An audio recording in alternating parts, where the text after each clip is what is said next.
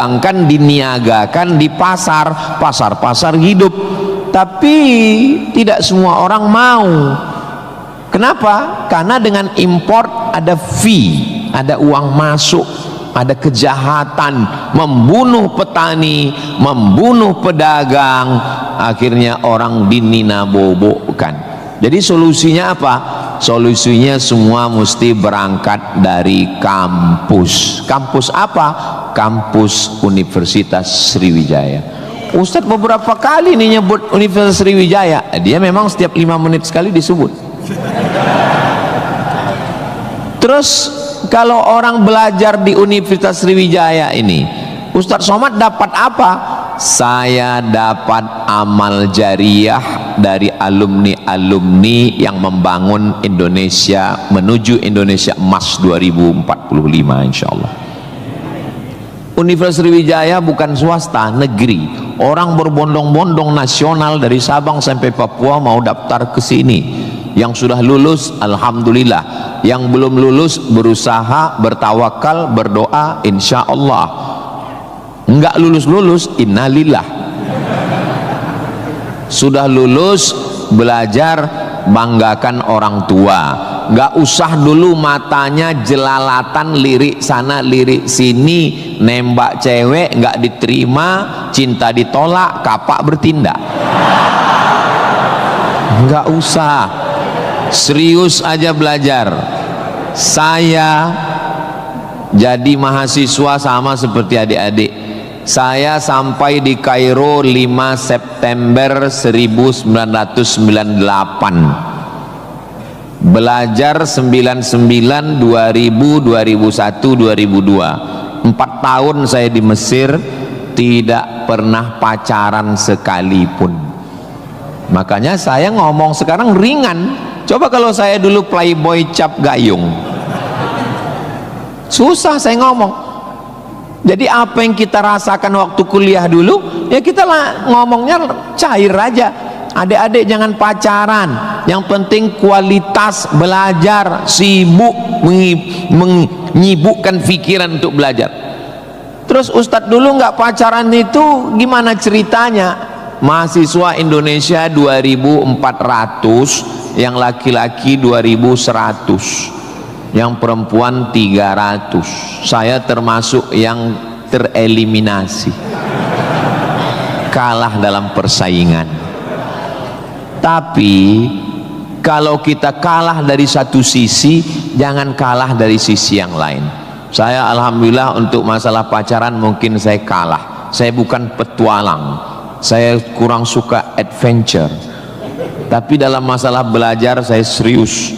Di Al-Azhar tidak pakai sistem SKS, dia pakai sistem paket. 1 tahun ada 14 mata kuliah tambah 2 juz hafalan Quran dan dibagi 2 termen, 7 termen awal, 7 termen 2. 14 mata kuliah, kalau nggak lulus 3 ulang setahun. 3 mata kuliah itu hanya diulang dalam setahun, habis umur. Maka saya berusaha belajar pagi, petang, siang, malam, tetap tidur dan makan. Dan akhirnya saya selesai S1 masuk bulan September. Saya selesai S1 bulan Juli. Saya selesaikan S1 saya 3 tahun 10 bulan. Selesai 3 tahun 10 bulan. Belajarnya bahasa Arab, diktatnya bahasa Arab, dosennya orang Arab. Maka saya kalau ketemu sama mahasiswa saya tanya, semester berapa? 4 Pak Ustadz. Tapi mukanya kok tua kali. 14 Pak Ustadz. Kok bisa kamu sampai semester 14? Dosennya orang Indonesia, diktatnya bahasa Indonesia, referensinya Indonesia, campur Inggris dikit, makalah bisa campur AI. Kenapa kuliah bisa begitu lama? Apa kuncinya Ustadz, kenapa kuliah bisa cepat? Kuncinya simple aja. Saya kan belajar dulu dapat beasiswa dari Al-Azhar. Al-Azhar itu kalau tidak naik tingkat setahun, beasiswanya potong 50%. Kalau nggak naik 2 tahun putus, kalau 3 tahun nggak naik DO, kalau sudah DO tidak dikasih tiket pulang, siap-siap membuat rakit dari Sungai Nil ke Sungai Siak. Jadi yang membuat saya serius belajar itu adalah karena takut nggak makan dan takut nggak dapat tiket pulang. Jadi saya juga terlalu muluk-muluk. Saya nggak berani juga menasihati adik-adik. Saya belajar serius karena takut kepada Allah. Dulu kita nggak begitu. Ya itu. Makanya kalau ada mahasiswa, Ustaz Somad, ya, tolong saya kasih tips biar supaya serius belajar dan nggak pacaran. Saya bilang, cewek itu mau sama kau karena kau berduit. Kalau kau nggak berduit, nggak ada cewek mau. Kalau ada juga cewek mau, kau nggak berduit, dia tetap mau. 2 kemungkinan. Pertama, memang kau bertuah. Yang kedua, cewek itu bodoh. Iya, kan bodoh itu. Udah jelas laki-laki nggak ada duit, mau juga dia. Pelet apa yang dia pakai? Dari semester 1 pacaran, semester 2 sampai KKN, bonceng sana bonceng sini, pergi sana pergi sini, pacaran 5 tahun, ditinggal pas lagi sayang-sayangnya. Mohon maaf, kalau ada mahasiswi yang mau pacaran sampai 5 tahun, itu sama seperti iklan roti, dibuka, dijilat, dicelupin, gak dimakan-makan. Kira-kira yang rugi cewek apa cowok?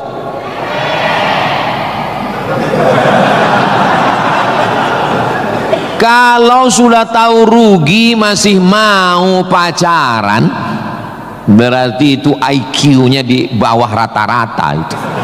Itu pasti nggak lulus di Unsri itu. Di Universitas Sriwijaya ini orangnya cerdas secara intelektual dan cerdas secara spiritual dan cerdas secara emosional. Cinta, benci, marah, sayang, kecewa, bahagia, itu semuanya adalah emosional. Bahwa kamu jatuh cinta, kalau ada mahasiswa jatuh cinta sama mahasiswi, bersyukurlah, berarti kau nggak homo. Tapi ketika cintamu itu mengalahkan prestasi studi, ingat, orang tuamu bersusah-susah di kampung, kepala jadi kaki, kaki jadi kepala, dia bertani sawah di kampung. Pagi waktu dia mau pergi ke sawah, masih bisa dibedakan mana bapakmu, mana sapi. Begitu pulang sore, sama bentuknya. Tiba-tiba kamu di kampus menjadi foto model, menjadi, nggak usahlah diteruskan, menyakitkan hati. Kenapa ceramah Ustaz Somad ini kok menyinggung saya terus ya? Kunci mendengar ceramah Ustaz Somad itu satu, jangan tersinggung. Ada beberapa orang tersinggung, pulang meninggal.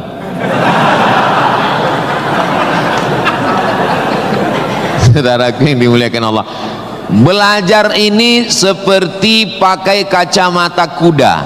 Jadi waktu belajar dulu pakai kacamata kuda, jangan tengok kanan, jangan tengok kiri, fokus ke depan, tentukan arahmu,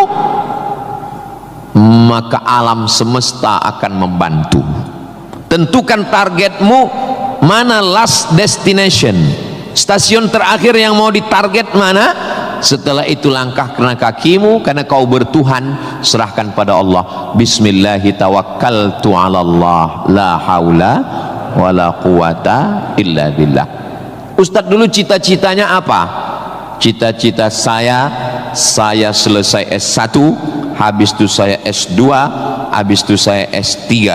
Setelah saya doktor, saya mau jadi dosen, dan setelah nanti dapat duit, saya mau membahagiakan orang tua.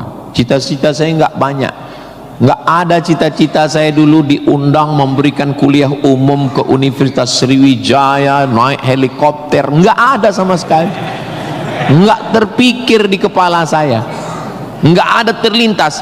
Cita-cita saya simple, singkat aja, yang penting kuliah S1, S2, S3, habis itu doktor, jadi dosen, pulang ke kampung, ngajar, membahagiakan orang tua.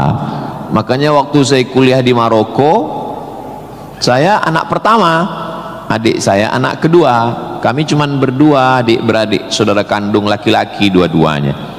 Kata adik saya mau nikah, saya tunggu kamu pulang selesai S2 di Maroko atau gimana? Saya bilang kau nikah aja duluan, karena aku nggak jelas tanggalnya nih kapan. Pulang pun aku belum tentu nikah, aku masih banyak cita-citaku. Aku masih selesai S2, aku mau S3, aku mau jadi dosen, aku dapat uang, bahagiakan. Kau kalau mau nikah, nikahlah duluan, jangan terhalang karena aku. Alhamdulillah adik saya menikah duluan, anaknya sekarang sudah gadis, anak perempuan pertama, dan sekarang sudah belajar di Al-Azhar Kairo, Mesir. Jadi kita bagi-bagi, kau bahagiakan dengan ibu punya cucu, dan aku membahagiakan dengan kuliahku. Nah, jadi kalau kita mau kuliah, jangan juga kita halangi adik-adik kita yang mau nikah. Nah, jangan sampai kita mau S2, S3, S teler, S cendol, S doger, S Bandung, sampai yang di bawah-bawah ini terhalang, terkendala. Nah, tapi insya Allah adik-adik semua sesuai dengan apa spesialisasi kita. Jangan belajar di tempat yang kita nggak minat, nggak suka, akhirnya kita menderita. Kita udah nggak suka bidang ini, tapi karena terpaksa akhirnya menderita, stres, depresi, mati. Apa yang suka? Ini Pak Ustadz, anak saya ini dari kecil memang saya lihat kemana-mana bawa martil Pak Ustadz, masuk fakultas hukum jadi hakim konstitusi, insya Allah nggak lulus Pak Ustadz, jadi tukang. Mohon maaf Pak tukang, jangan tersinggung, karena masjid ini selesai juga karena ada tukang. Anak saya ini kemana-mana bawa jarum suntik Pak Ustadz, fakultas kedokteran, nggak lulus, pecandu narkoba. Nah, jadi kemana arah kita? Ustadz Somad dulu biasanya anak itu dari kecil sudah kelihatan itu bakatnya kemana. Saya tanya sama emak saya, aku mak dulu kecil kemana arahku? Kau dulu, kata emak saya, kalau kusuruh beli gula sama beli minyak ke warung nggak pulang-pulang. Kenapa? Cerita sama orang di warung itu, cerita.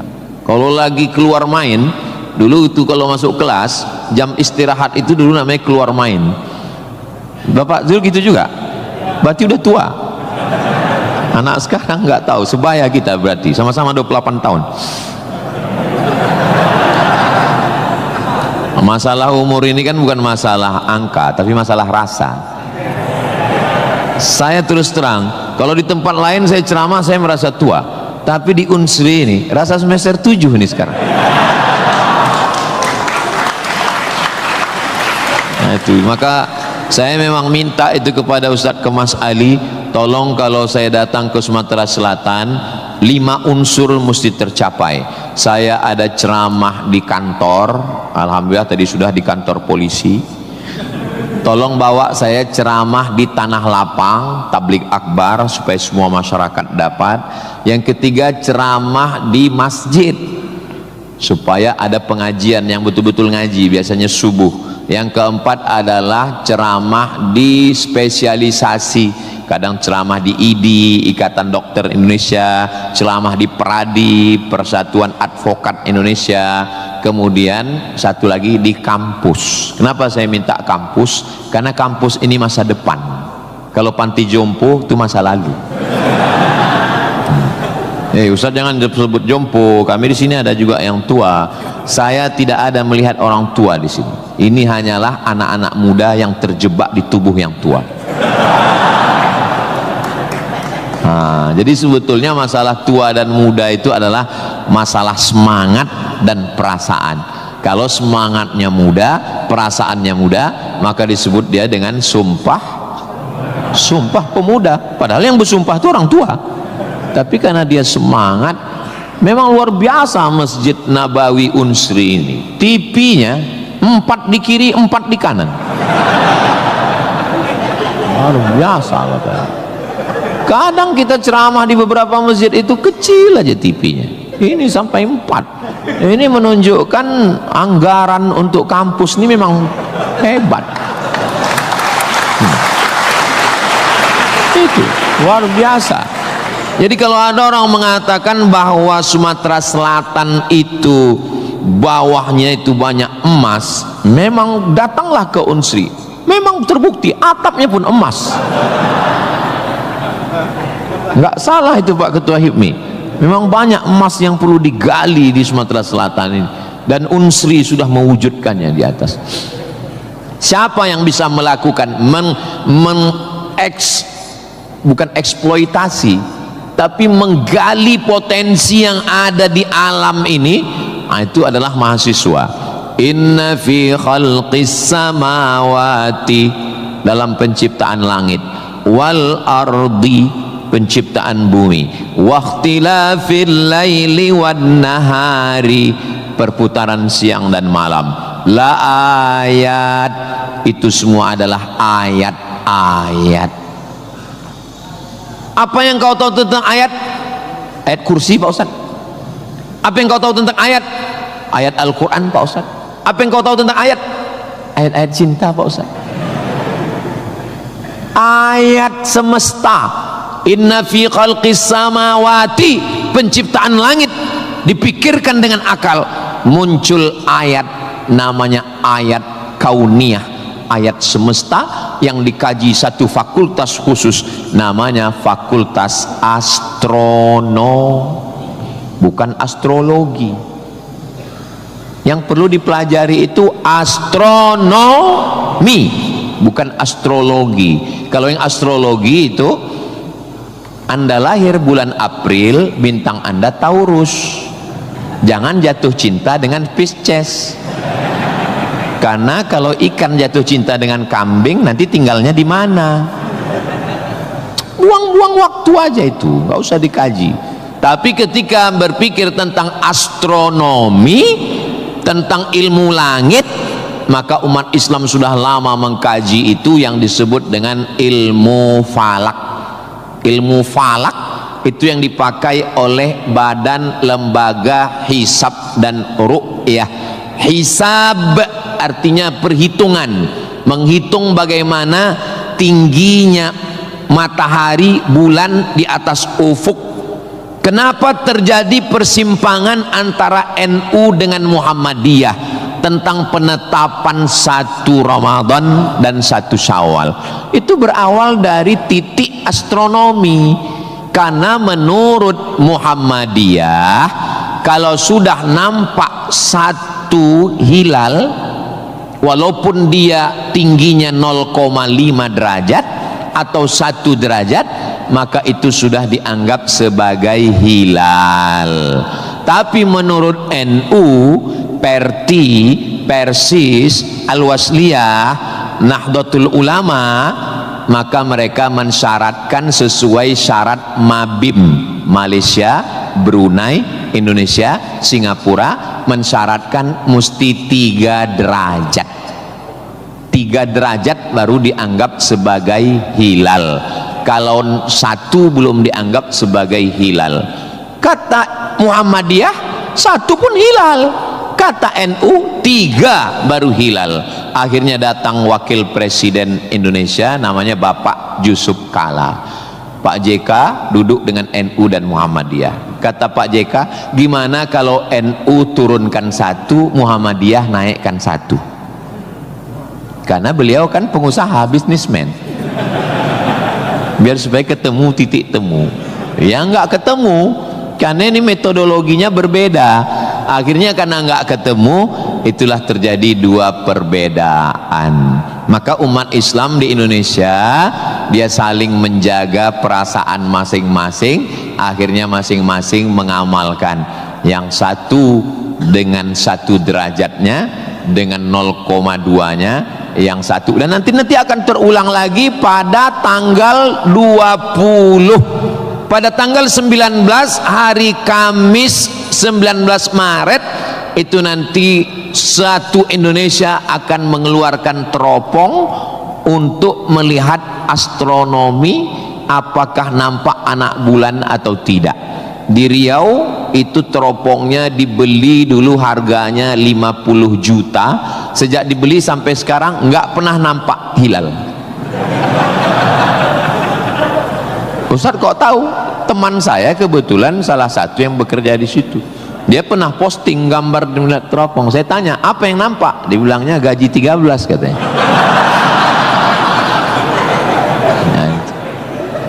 Nah, itu hanya bisa diselesaikan oleh astronomi, ilmunya, orangnya astronom.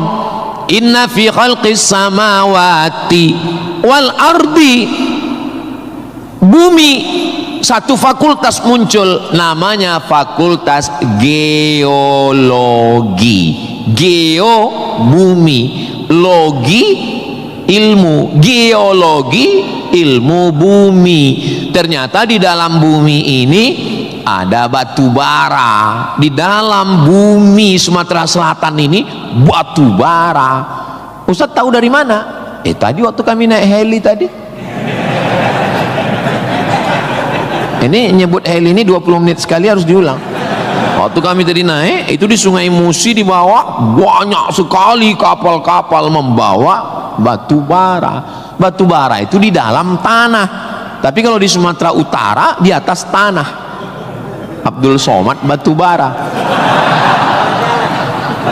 Di dalamnya ada nikel, di dalamnya ada minyak, di dalamnya ada emas, di dalamnya ada fosfat, di dalam ada gas, banyak sekali. Sebetulnya yang dicari Donald Bebek itu apa? Sampai jam 12 malam masuk ke kamar tidur Maduro, presiden Venezuela, yang lagi sedang tidur di samping istrinya dicomot oleh Donald. Sebenarnya Amerika cuman mencari satu, nyari minyak. Karena Amerika memang adidaya, betul. Amerika memang kaya, betul. Tapi Amerika nggak punya minyak, maka dia mesti ngambil Venezuela. Tapi minyak Venezuela ini juga nggak aman, maka dia perlu minyak yang aset paling besar di dunia. Di mana itu? Iran. Itu enaknya ceramah di Unsri ini, nyambung. Di mana? Saya bilang Iran. Dulu nama presidennya Reza Pahlavi, bisa diatur oleh Amerika, tapi kemudian datanglah pemimpin spiritual namanya Ayatollah Khomeini tahun 79 tahun 80, maka semua perusahaan Eropa, Amerika stop, nggak boleh masuk. Akhirnya dia diembargo selama 46 tahun. Gimana cara dia bisa hidup 46 tahun? Jual minyaknya kemana? Amerika nggak mau beli minyaknya, Eropa juga nggak mau. Kenapa Iran tetap bisa tumbuh? Dia jualnya ke Rusia dan Cina. Ada ilmu khusus yang mengkaji itu. Ilmu apa namanya? Geopolitik. Geo dunia, politik. Jadi politiknya bukan antar pilkada kabupaten, tapi geopolitik dunia. Maka Ayatullah ini mesti digulingkan. Meninggal Ayatullah Ruhollah Khomeini, digantikan penerusnya namanya Ayatollah Ali Khamenei. Khamenei mesti dibunuh karena dialah pemimpin spiritual, maka diserang, akhirnya meninggal. Mereka lupa, Amerika lupa. Dia sangka kalau kepalanya dipotong ini mati. Mereka lupa bahwa Iran pernah berperang 8 tahun dengan Irak. Siapa yang membiayai Irak waktu itu menghantam Iran? Amerika. Siapa yang disuruh menghabisi? Saddam Hussein. Saddam bantai. Sebetulnya itu latihan perang. Maka ketika dihajar, menurut Donald Trump 4 hari saja untuk menyelesaikan Iran. Begitu 4 hari tidak selesai, dia ngajak genjatan senjata. Lalu apa jawab Iran? Kau yang memulai, kami yang mengakhiri. Begitu jantannya. Kalau mau ambil minyak Venezuela, tumbangkan Maduro. Kalau mau ambil minyak Irak, tumbangkan Saddam. Kalau mau ambil minyak Libya, tumbangkan Gaddafi. Maka Gaddafi tumbang, Saddam tumbang, Ayatollah tumbang, Maduro tumbang. Kalau mau ambil minyak Indonesia,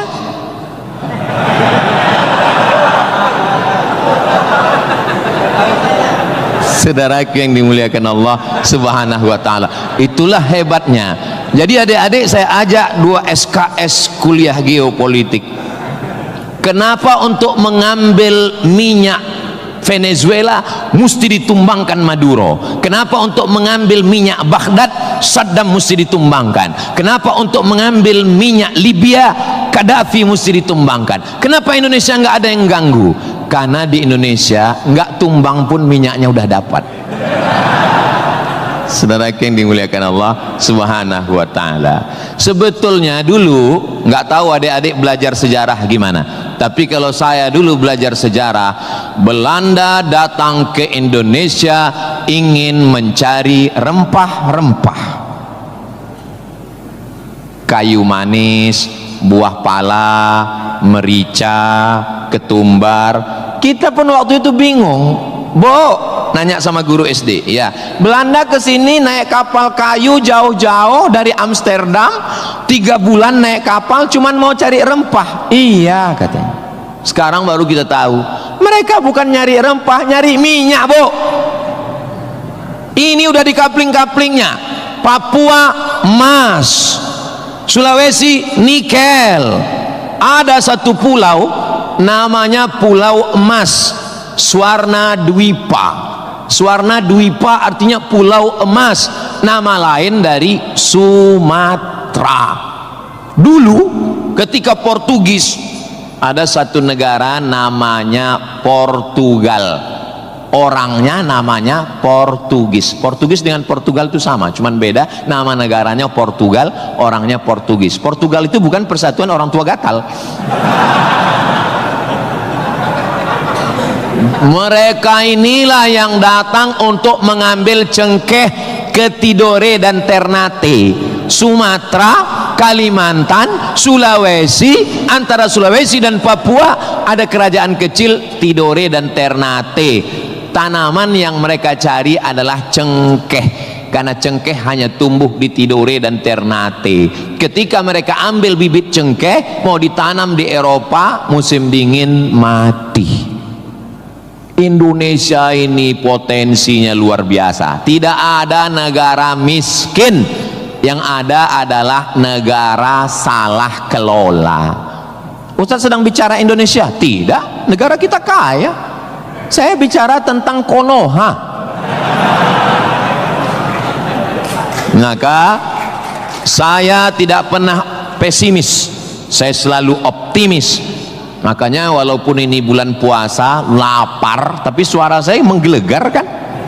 Karena saya di kampus Unsri, maka saya semangat. Tapi seandainya ceramah siang jam 2 habis khutbah Jumat ini bukan di Unsri, tidak begini isi ceramah saya. Paling saya, marilah kita banyak ingat mati. Ini bulan Ramadan, mari kita banyak-banyak beristighfar, kita mengejar Lailatul Qadar. Tapi saya sedang bicara tentang masa depan. Saya bicara dengan mahasiswa, mereka yang akan melanjutkan tongkat estafet perjuangan ini. Saya yakin dan percaya bidang pertanian sudah, peternakan sudah, geopolitik mereka sangat paham, dan masalah spiritual batinnya mereka dididik di dalam Masjid Nabawi. Mereka diingatkan tentang 3. Adik-adik belajar agama ini nggak usah repot, nggak usah ribet, nggak usah jelimet. Yang penting di dalam hati itu ada 3. Pertama, akidah. Wujud qidam baqa mukhalafatu lil hawadisi qiyamuhu binafsihi wahdaniyah qudrat iradat ilmun sama basar kalam. sifat 20. Ini akidah kita Imam Abul Hasan Al-Asy'ari. Yang kedua, setelah akidahnya mantap, dia mau beribadah. Gimana caranya beribadah? Rukun, syarat, wajib, sunnat. Inilah yang kedua, namanya fikih. Belajar fikih sholat, belajar cara wudhu, cara tayamum yang membatalkan sholat. Tapi dua-dua ini nggak ada maknanya. Ibadahnya nggak bermakna, akidahnya nggak bermakna kalau tidak ada yang ketiga. Yang ketiga adalah akhlak, sopan santun, tata krama, budi bahasa, menghormati orang tua, memuliakan dosen. Saya sangat bisa untuk ceramah berdiri naik di atas ini, bisa. Kalau mau saya tadi minta sama panitia, Pak panitia izin saya mau naik ke atas, boleh. Lalu kenapa saya nggak naik ke atas? Karena saya segan tapak kaki saya di atas kepala Pak Rektor. Saya di atas sementara Bapak Ketua DPRD di bawah. Itu namanya sopan santun, tata krama, budi bahasa. Tapi adik-adik yang di atas jangan tersinggung. Saya bukan menyindir. Nggak apa-apa, demi Allah nggak apa-apa. Tapi Pak Ustadz khotib Jumat kan naik ke atas.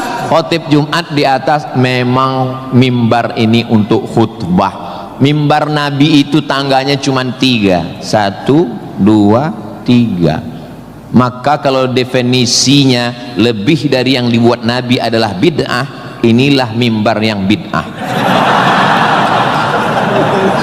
1, 2, 3, 4, 5, 6, 7, 8. Nabi cuma 3. Sekarang orang belajar agama bukan mau menggali potensi agama, tapi hanya cukup dengan 5 jari.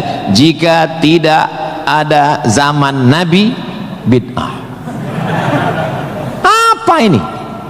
Orang mondok 7 tahun, belajar lagi di Al-Azhar, belajar lagi di Darul Mustafa Yaman, belajar lagi di Al-Ahqaf, terbang Syekh Syafiq dari Qudratullah, terbang ke Yaman belajar agama, bahasa Arab, nahu, sorob, balaghah, mantik, bayat, ma'ani. Ada orang ngaji cuman 5. Kalau tidak dibuat Nabi, bid'ah. Hari pertama ngaji online, hari kedua mulai membid'ahkan orang lain.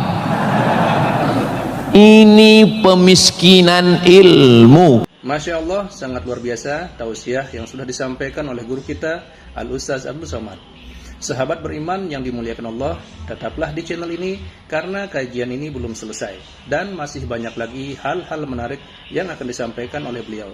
Mari kita lanjutkan kembali. Selamat mendengarkan.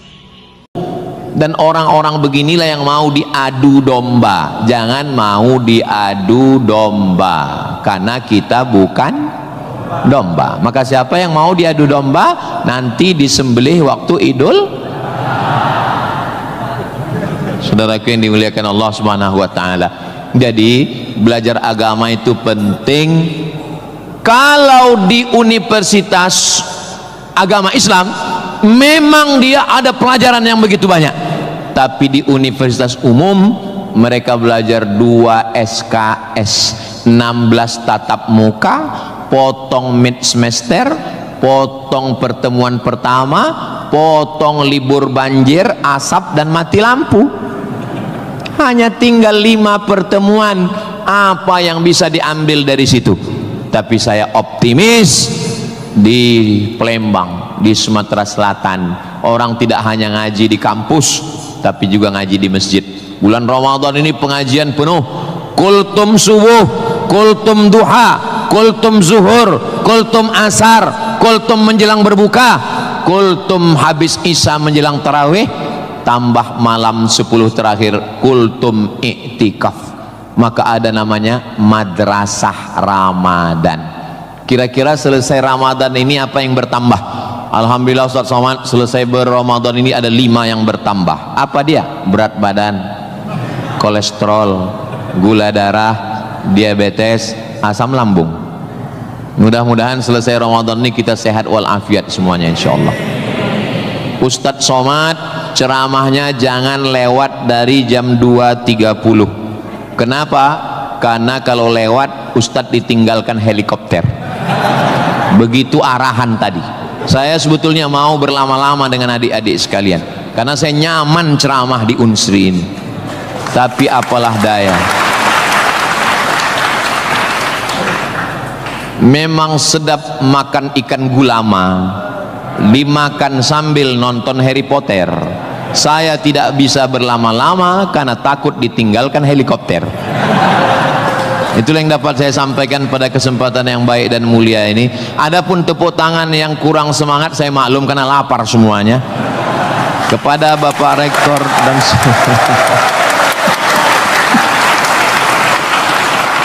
maukah Bapak Ibu memaafkan kesilapan dan kekhilafan saya? Di akhir majelis saya tutup dengan satu pantun penutup. Menangkap puyuh di Bukit Selasih. Thank you dan terima kasih. Assalamualaikum warahmatullahi wabarakatuh. Tadi dipesankan Ustaz langsung baca doa, Allahumma ja'al hadhil jami'ata jami'atan mubarakatan fiha. Ya Allah, jadikanlah Universitas Sriwijaya universitas yang penuh dengan keberkahan. Allahumma jazi asatidatina, berikanlah balasan terbaik kepada Bapak Rektor, Wakil Rektor, Dekan, Wakil Dekan, Ketua Jurusan, dosen-dosen kami ya Allah. Sahih ajsadahum, sehatkan badannya, qawi imanahum, kuatkan imannya, wajzi hasanatihim, berikan balasan terbaik untuk guru-guru kami ya Allah. Allahumma hafaz abna'ana wa banatina, adik-adik mahasiswa-mahasiswi kami, jaga hati badan mereka dari fitnah akhir zaman ini ya Allah. Allahumma ja'al hadzal balada baladan amina, jadikanlah Sumatera Selatan Indonesia baldatun thayyibatun wa rabbun ghafur. Allahumma dafa'na al-ghala wal waba wal fahsya wal riba waz zina, selamatkan dari malapetaka, bencana riba, zina, narkoba, perbuatan keji dan mungkar. Allahumma ansur ikhwanana al-mujahidin al-mustad'afina fi Palestin, tolong saudara kami yang sedang teraniaya di Palestina ya Allah. Rabbana taqabbal minna, terimalah salat kami, puasa kami, qiyamul lail kami, tahajud kami, zikir kami, khataman Quran kami. Wa tammim taqsirana, sempurnakan segala kekurangan kami. Waqtim bis salihati a'malana, tutup umur kami dengan husnul khatimah. Kama jama'tana fi hadzal majlisil mubarak, sebagaimana engkau kumpulkan kami di majlis ilmu di tempat terbaik, di waktu yang baik, dengan ibadah yang baik, kumpulkan kami nanti di surga bersama Nabi Muhammad sallallahu alaihi wasallam. Rabbana atina fid dunya hasanah wa fil akhirati hasanah wa qina adzabannar. Wa sallallahu ala sayyidina Muhammad wa ala alihi wa sahbihi wa sallam, walhamdulillahi rabbil alamin. Taqabbalallahu minkum minna wa minkum taqabbal ya karim. Adik-adik jangan berdiri dulu, duduk. Saya dengan Pak Rektor dengan Civitas Akademika duduk di depan, lalu diambil fotonya dari sini. Soto bukan sembarang soto, soto dimakan di tengah laut, foto bukan sembarang foto, habis foto cepat diupload. Assalamualaikum warahmatullahi wabarakatuh. Alhamdulillahirrabbilalamin. Demikianlah tausiah yang sangat luar biasa yang sudah kita dengarkan bersama dari guru kita Al-Ustaz Abdul Somad. Tentunya banyak sekali ilmu, hikmah dan manfaat yang bisa kita jadikan pelajaran dalam kehidupan kita sehari-hari. Sahabat beriman yang dimuliakan Allah, mari kita doakan guru kita, semoga beliau selalu diberikan kesehatan dan dimudahkan segala urusannya. Dan buat sahabat semua yang sudah setia menyimak video ini sampai selesai, saya ucapkan terima kasih banyak. Semoga Allah Subhanahu wa taala senantiasa selalu melimpahkan segala rahmat dan karunia-Nya kepada sahabat semua. Selalu diberikan kesehatan, dimudahkan segala urusannya, dan dilancarkan rezekinya. Amin ya rabbal alamin. Demikian yang dapat saya bagikan, kurang lebihnya mohon maaf. Sampai bertemu lagi di video berikutnya. Wassalamualaikum warahmatullahi wabarakatuh. Setelah kita mendengarkan bersama tausiah yang sangat luar biasa dari guru kita Al-Ustaz Abdul Somad, sekarang mari kita lanjutkan aktivitas kita masing-masing.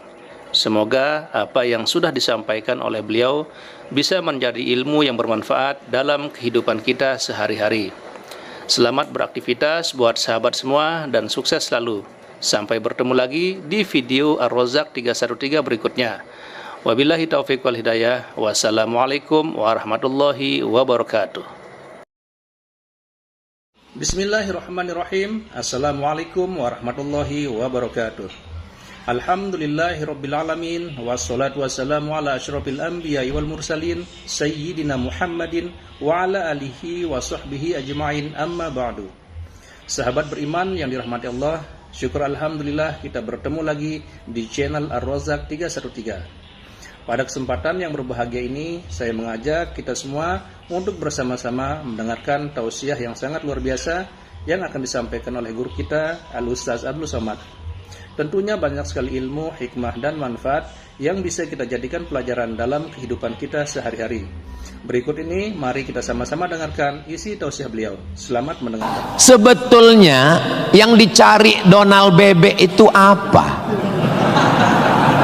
Sampai jam 12 malam masuk ke kamar tidur Maduro, Presiden Venezuela, yang lagi sedang tidur di samping istrinya dicomot oleh Donald. Sebenarnya Amerika cuman mencari satu, nyari minyak. Karena Amerika memang adidaya, betul. Amerika memang kaya, betul. Tapi Amerika nggak punya minyak, maka dia mesti ngambil Venezuela. Tapi minyak Venezuela ini juga nggak aman, maka dia perlu minyak yang aset paling besar di dunia. Di mana itu? Iran. Itu enaknya ceramah di Unsri ini, nyambung. Bagaimana saya bilang Iran? Dulu nama presidennya Reza Pahlavi, bisa diatur oleh Amerika, tapi kemudian datanglah pemimpin spiritual namanya Ayatollah Khomeini tahun 79 tahun 80, maka semua perusahaan Eropa, Amerika stop, nggak boleh masuk. Akhirnya dia diembargo selama 46 tahun. Gimana cara dia bisa hidup 46 tahun? Jual minyaknya kemana? Amerika nggak mau beli minyaknya, Eropa juga nggak mau. Kenapa Iran tetap bisa tumbuh? Dia jualnya ke Rusia dan Cina. Ada ilmu khusus yang mengkaji ini. Ilmu apa namanya? Geopolitik. Geo dunia, politik. Jadi politiknya bukan antar pilkada kabupaten, tapi geopolitik dunia. Maka Ayatullah ini mesti digulingkan. Meninggal Ayatullah Ruhollah Khomeini, digantikan penerusnya namanya Ayatollah Ali Khamenei. Khamenei mesti dibunuh karena dialah pemimpin spiritual, maka diserang, akhirnya meninggal. Mereka lupa, Amerika lupa. Dia sangka kalau kepalanya dipotong ini mati. Mereka lupa bahwa Iran pernah berperang 8 tahun dengan Irak. Siapa yang membiayai Irak waktu itu menghantam Iran? Amerika. Siapa yang disuruh menghabisi? Saddam Hussein. Saddam bantai. Sebetulnya itu latihan perang. Maka ketika dihajar, menurut Donald Trump 4 hari saja untuk menyelesaikan Iran. Begitu 4 hari tidak selesai, dia ngajak genjatan senjata. Lalu apa jawab Iran? Kau yang memulai, kami yang mengakhiri. Begitu jantannya. Kalau mau ambil minyak Venezuela, tumbangkan Maduro. Kalau mau ambil minyak Irak, tumbangkan Saddam. Kalau mau ambil minyak Libya, tumbangkan Gaddafi. Maka Gaddafi tumbang, Saddam tumbang, Ayatollah tumbang, Maduro tumbang. Kalau mau ambil minyak Indonesia, nggak ada bawa-bawa Islam. Universitas Sriwijaya, tapi isinya sangat Islami. Mahasiswanya belajar di masjid, mahasiswanya dipisah laki-laki dan perempuan, yang laki-laki di depan, yang perempuan di belakang, sehingga yang mahasiswa nggak bisa melirik mahasiswi, dan mahasiswi pun hanya bisa melihat tengkuk mahasiswa. Jadi nggak akan ada istilah pacaran di dalam masjid, di luar kita nggak tahu. Mudah-mudahan Allah menjaga adik-adik semua. Bagi yang sudah daftar dan lulus belajar di Universitas Sriwijaya, ini nikmat yang terbesar. Syukuri dengan ucapan alhamdulillahi rabbil alamin. Dan kita berterima kasih kepada orang yang mengajarkan kita cara bersyukur dengan berselawat untuknya. Allahumma sholli ala sayyidina Muhammad wa ala ali sayyidina Muhammad. Ini kampus luas sekali. Saya tadi dibawa dari sholat Masjid Polda pergi ke parkir helikopter, lalu saya sebenarnya mau cerita bahwa saya naik heli, itu aja sebetulnya. Iya, kadang orang cerita muter-muter substansinya sulit dipahami. Kenapa kita mesti naik heli? Ini kampusnya Ustadz kalau lewat tol lebih kurang 40 menit dari kota Palembang. Kenapa kampusnya mesti jauh? Ternyata di sini ada 700 hektar kampus yang begitu luas. Dan di sini tidak hanya manusia, monyet pun jumpa tadi. Jadi kampus itu idealnya memang begitu. Jangan sampai fakultas pertanian nggak pernah megang tanah, beternak ikan di atas kertas. Fakultas peternakan, fakultas perikanan, tapi nggak pernah megang ikan, hanya presentasi makalah. Begitu lulus kerja jadi teller di bank, nggak nyambung. Maka di sini praktek. Tadi saya diberitahu oleh Bapak Ketua HIPMI, Ustadz Somad, ini tempat praktek pertanian. Masya Allah. Negara kita ini, kami dari atas tadi, gemah ripah loh jenawi, tongkat dan batu jadi tanaman, hijau untayan katulistiwa. Tapi berasnya impor. Kenapa? Padahal tanah begitu luas. Menunggu sarjana-sarjana pertanian dari Universitas Sriwijaya. Begitu. Kenapa enggak kita tanam? Kalau kita tanam otomatis tanah kita berkah. Kalau sudah dia nanam padi, pasti dia malam berdoa sama Allah, tumbuhkan padiku, berkahkan rezekiku, turunkan hujannya. Kalau sudah ditanam, otomatis ekonomi bangkit, orang akan bekerja, otomatis padi tadi akan dibawa ke kilang padi untuk mengupas kulit padi jadi beras. Berasnya diperdagangkan, diniagakan di pasar-pasar hidup. Tapi tidak semua orang mau. Kenapa? Karena dengan import ada fee, ada uang masuk, ada kejahatan, membunuh petani, membunuh pedagang, akhirnya orang dininabobokan. Jadi solusinya apa?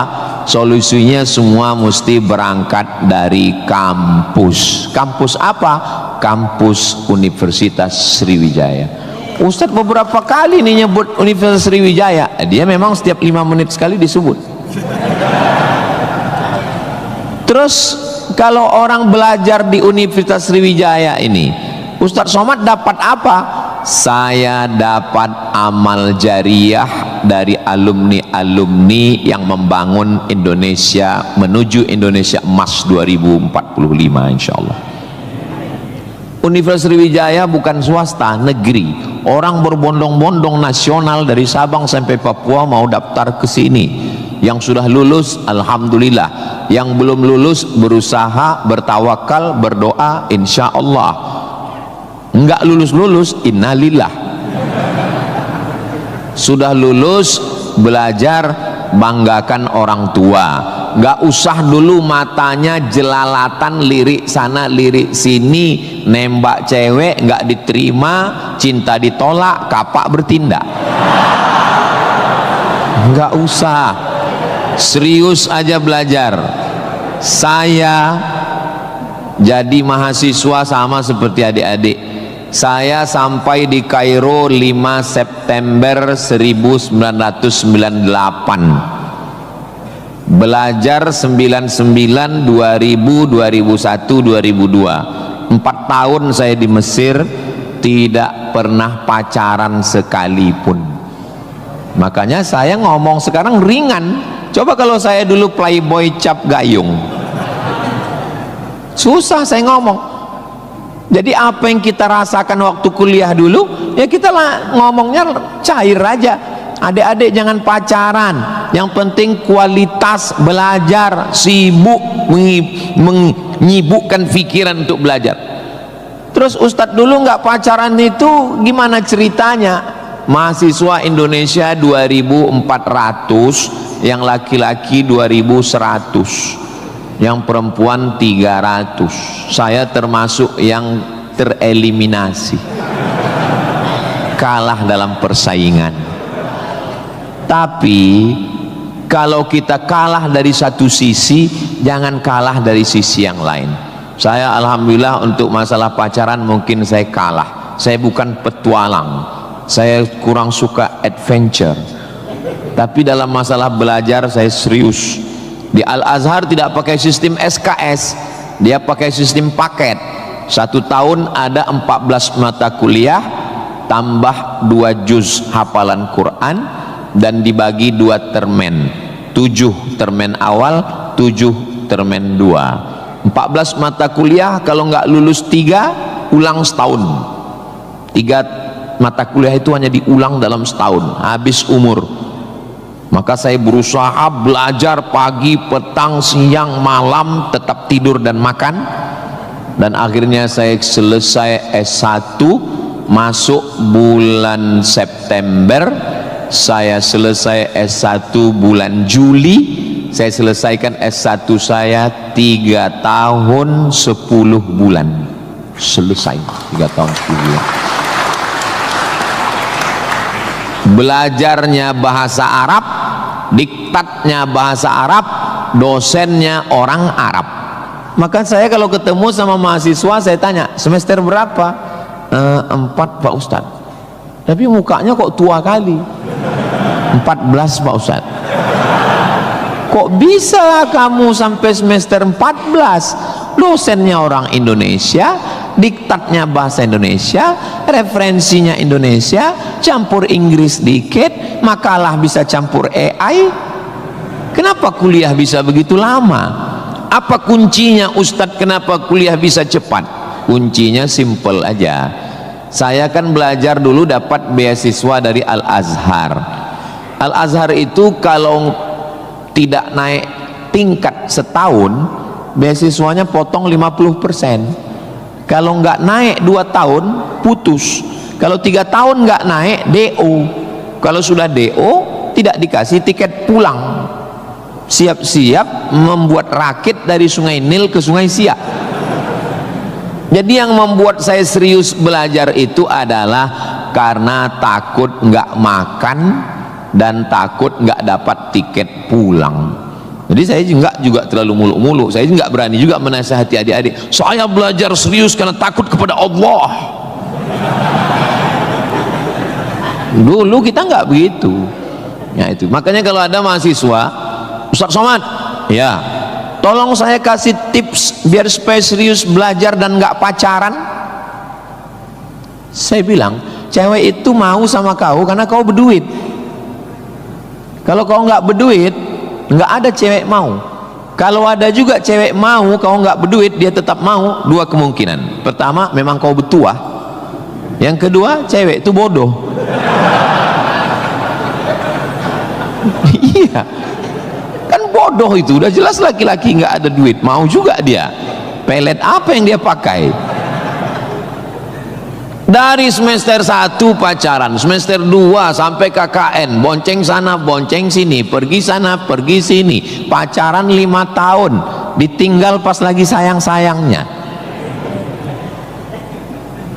Mohon maaf, kalau ada mahasiswi yang mau pacaran sampai 5 tahun, itu sama seperti iklan roti, dibuka, dijilat, dicelupin, nggak dimakan-makan. Kira-kira yang rugi cewek apa cowok?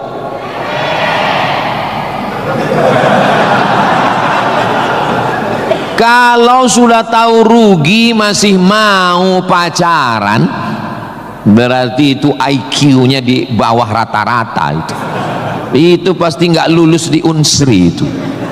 Di Universitas Sriwijaya ini orangnya cerdas secara intelektual dan cerdas secara spiritual dan cerdas secara emosional. Cinta, benci, marah, sayang, kecewa, bahagia, itu semuanya adalah emosional. Bahwa kamu jatuh cinta, kalau ada mahasiswa jatuh cinta sama mahasiswi, bersyukurlah, berarti kau nggak homo. Tapi ketika cintamu itu mengalahkan prestasi studi, ingat, orang tuamu bersusah-susah di kampung, kepala jadi kaki, kaki jadi kepala, dia bertani sawah di kampung. Pagi waktu dia mau pergi ke sawah masih bisa dibedakan mana bapakmu, mana sapi. Begitu pulang sore sama bentuknya. Tiba-tiba kamu di kampus menjadi foto model, menjadi, nggak usahlah diteruskan, menyakitkan hati. Kenapa ceramah Ustaz Somad ini kok menyinggung saya terus ya? Kunci mendengar ceramah Ustaz Somad itu satu, jangan tersinggung. Ada beberapa orang tersinggung, pulang meninggal.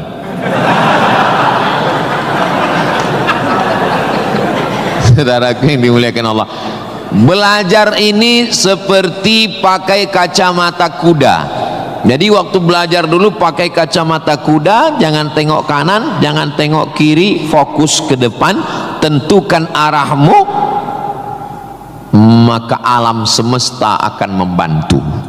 Tentukan targetmu, mana last destination, stasiun terakhir yang mau ditarget mana. Setelah itu langkah karena kakimu, karena kau bertuhan, serahkan pada Allah. Bismillahi tawakkaltu ala Allah, la haula wala quwata illa billah. Ustadz dulu cita-citanya apa? Cita-cita saya selesai S1, habis itu saya S2, habis itu saya S3.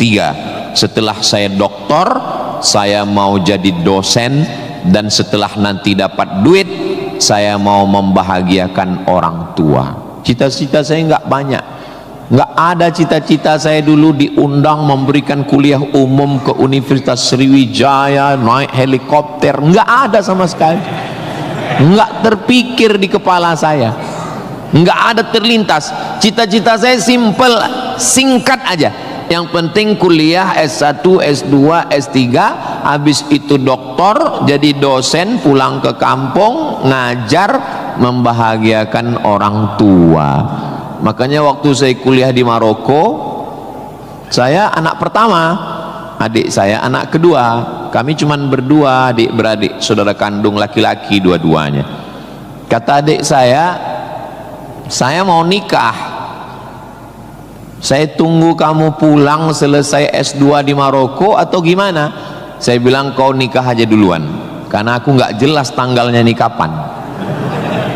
Pulang pun aku belum tentu nikah. Aku masih banyak cita-citaku. Aku masih selesai S2, aku mau S3, aku mau jadi dosen, aku dapat uang, membahagiakan. Kau kalau mau nikah, nikahlah duluan, jangan terhalang karena aku. Alhamdulillah adik saya menikah duluan. Anaknya sekarang sudah gadis, anak perempuan pertama, dan sekarang sudah belajar di Al-Azhar Kairo Mesir. Jadi kita bagi-bagi, kau bahagiakan dengan ibu punya cucu, dan aku membahagiakan dengan kuliahku. Jadi kalau kita mau kuliah, jangan juga kita halangi adik-adik kita yang mau nikah. Jangan sampai kita mau S2, S3, S teler, S cendol, S doger, S Bandung, sampai yang di bawah-bawah ini terhalang, terkendala. Tapi insya Allah adik-adik semua sesuai dengan apa spesialisasi kita. Jangan belajar di tempat yang kita nggak minat, nggak suka, akhirnya kita menderita. Kita udah nggak suka bidang ini, tapi karena terpaksa akhirnya menderita, stres, depresi, mati. Apa yang suka? ini Pak Ustadz, anak saya ini dari kecil memang saya lihat kemana-mana bawa martil Pak Ustadz, masuk fakultas hukum jadi hakim konstitusi, insya Allah. Nggak lulus Pak Ustadz, jadi tukang. Mohon maaf Pak tukang, jangan tersinggung, karena masjid ini selesai juga karena ada tukang. Anak saya ini kemana-mana bawa jarum suntik Pak Ustadz, fakultas kedokteran. Nggak lulus, pecandu narkoba. Nah, jadi kemana arah kita? Ustadz Somad dulu biasanya anak itu dari kecil sudah kelihatan itu bakatnya kemana. Saya tanya sama emak saya, aku mak dulu kecil kemana arahku? Kau dulu, kata emak saya, kalau kusuruh beli gula sama beli minyak ke warung nggak pulang-pulang. Kenapa? Cerita sama orang di warung itu, cerita. Kalau lagi keluar main dulu itu, kalau masuk kelas jam istirahat itu dulu namanya keluar main. Bapak dulu gitu juga, berarti udah tua. Anak sekarang nggak tahu, sebaya kita berarti sama-sama 28 tahun. Masalah umur ini kan bukan masalah angka, tapi masalah rasa. Saya terus terang, kalau di tempat lain saya ceramah saya merasa tua, tapi di Unsri ini rasa semester 7 ini sekarang. Nah itu, maka saya memang minta itu kepada Ustadz Kemas Ali, tolong kalau saya datang ke Sumatera Selatan 5 unsur mesti tercapai. Saya ada ceramah di kantor, alhamdulillah tadi sudah di kantor polisi. Tolong bawa saya ceramah di tanah lapang, tablik akbar supaya semua masyarakat dapat. Yang ketiga, ceramah di masjid supaya ada pengajian yang betul-betul ngaji, biasanya subuh. Yang keempat adalah ceramah di spesialisasi, kadang ceramah di IDI, Ikatan Dokter Indonesia, ceramah di PERADI, Persatuan Advokat Indonesia, kemudian satu lagi di kampus. Kenapa saya minta kampus? Karena kampus ini masa depan. Kalau panti jompo itu masa lalu. Ustaz jangan disebut jompo, kami di sini ada juga yang tua. Saya tidak ada melihat orang tua di sini. Ini hanyalah anak-anak muda yang terjebak di tubuh yang tua. Nah, jadi sebetulnya masalah tua dan muda itu adalah masalah semangat dan perasaan. Kalau semangatnya muda, perasaannya muda, maka disebut dia dengan sumpah pemuda. Padahal yang bersumpah itu orang tua. Tapi karena dia semangat, memang luar biasa Masjid Nabawi Unsri ini. TV-nya 4 di kiri, 4 di kanan. Luar biasa katanya. Kadang kita ceramah di beberapa masjid itu kecil aja TV-nya. Ini sampai 4. Ini menunjukkan anggaran untuk kampus ini memang hebat. Itu luar biasa. Jadi kalau ada orang mengatakan bahwa Sumatera Selatan itu bawahnya itu banyak emas, memang datanglah ke Unsri, memang terbukti atapnya pun emas. Nggak salah itu Pak Ketua HIPMI, memang banyak emas yang perlu digali di Sumatera Selatan ini, dan Unsri sudah mewujudkannya di atas. Siapa yang bisa melakukan bukan eksploitasi, tapi menggali potensi yang ada di alam ini, itu adalah mahasiswa. Inna fi khalqis samawati, dalam penciptaan langit, wal ardi, penciptaan bumi, waqtilafil laili wan nahari, perputaran siang dan malam, la ayat, itu semua adalah ayat-ayat. Apa yang kau tahu tentang ayat? Ayat kursi Pak Ustaz. Apa yang kau tahu tentang ayat? Ayat Al-Quran Pak Ustaz. Apa yang kau tahu tentang ayat? Ayat-ayat cinta Pak Ustaz. Ayat semesta. Inna fi khalqis samawati, penciptaan langit, dipikirkan dengan akal, muncul ayat namanya ayat kauniyah, ayat semesta yang dikaji satu fakultas khusus namanya fakultas astronomi, bukan astrologi. Yang perlu dipelajari itu astronomi, bukan astrologi. Kalau yang astrologi itu, Anda lahir bulan April, bintang Anda Taurus. Jangan jatuh cinta dengan Pisces. Karena kalau ikan jatuh cinta dengan kambing, nanti tinggalnya di mana? Buang-buang waktu aja itu, nggak usah dikaji. Tapi ketika berpikir tentang astronomi, tentang ilmu langit, maka umat Islam sudah lama mengkaji itu yang disebut dengan ilmu falak. Ilmu falak itu yang dipakai oleh Badan Lembaga Hisab dan Ru'yah. Hisab artinya perhitungan, menghitung bagaimana tingginya matahari, bulan di atas ufuk. Kenapa terjadi persimpangan antara NU dengan Muhammadiyah tentang penetapan 1 Ramadan dan 1 Syawal? Itu berawal dari titik astronomi. Karena menurut Muhammadiyah, kalau sudah nampak 1 hilal, walaupun dia tingginya 0,5 derajat atau 1 derajat, maka itu sudah dianggap sebagai hilal. Tapi menurut NU, Perti, Persis, Al-Wasliyah, Nahdlatul Ulama, maka mereka mensyaratkan sesuai syarat Mabim. Malaysia, Brunei, Indonesia, Singapura mensyaratkan mesti 3 derajat. 3 derajat baru dianggap sebagai hilal. Kalau 1 belum dianggap sebagai hilal. Kata Muhammadiyah 1 pun hilal, kata NU 3 baru hilal. Akhirnya datang wakil presiden Indonesia, namanya Bapak Yusuf Kala. Pak JK duduk dengan NU dan Muhammadiyah. Kata Pak JK, gimana kalau NU turunkan 1, Muhammadiyah naikkan 1? Karena beliau kan pengusaha, bisnismen. Biar supaya ketemu titik temu. Ya nggak ketemu, karena ini metodologinya berbeda. Akhirnya karena nggak ketemu, itulah terjadi 2 perbedaan. Maka umat Islam di Indonesia, dia saling menjaga perasaan masing-masing. Akhirnya masing-masing mengamalkan.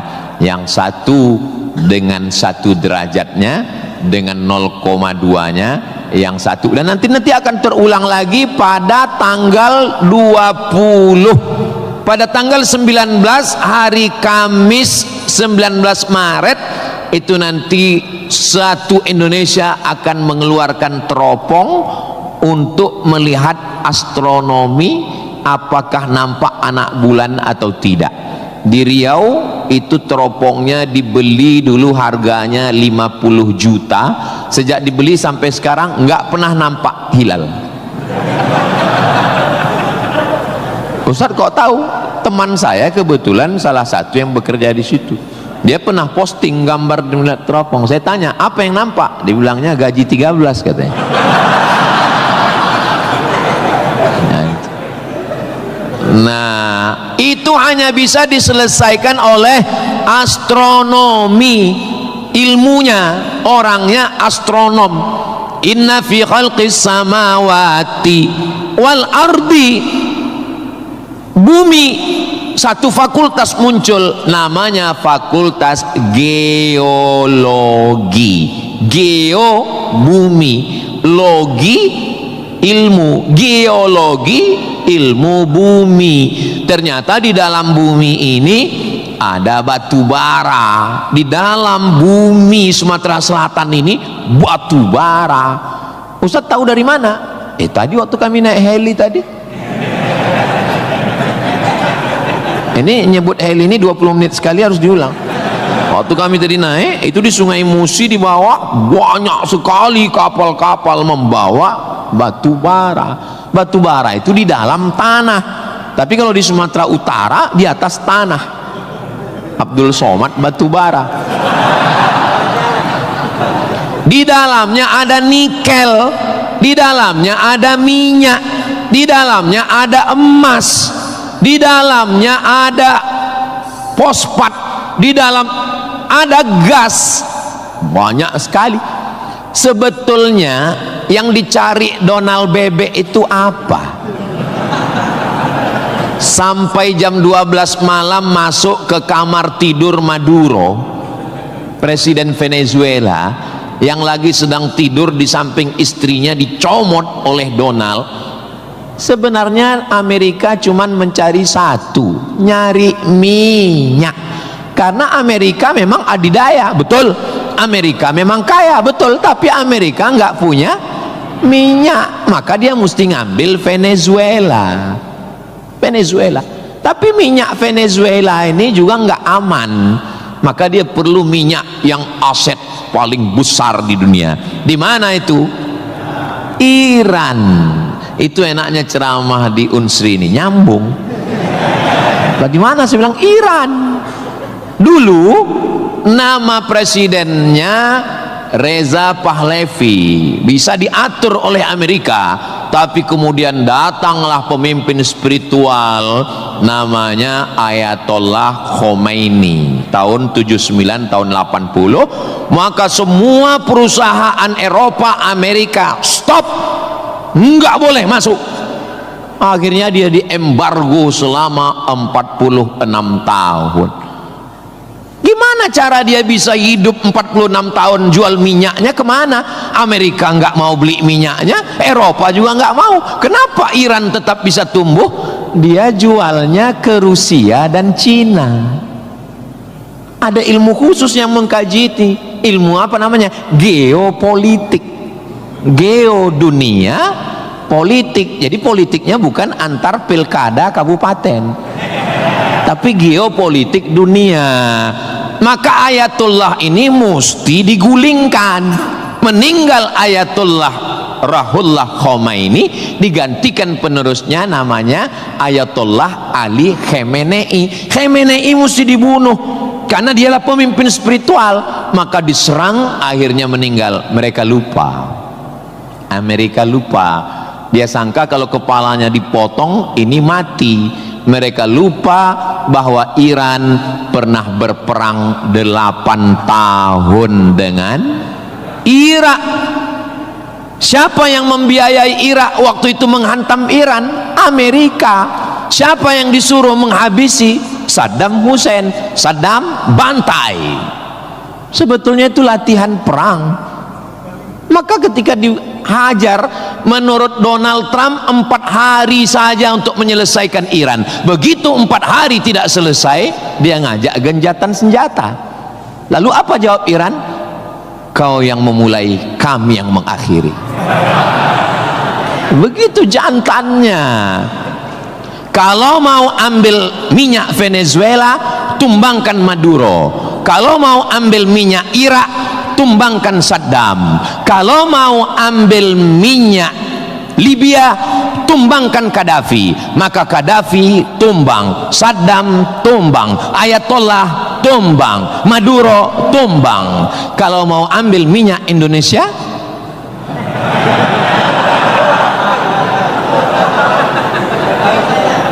saudaraku yang dimuliakan Allah Subhanahu wa ta'ala, itulah hebatnya. Jadi adik-adik, saya ajak 2 SKS kuliah geopolitik.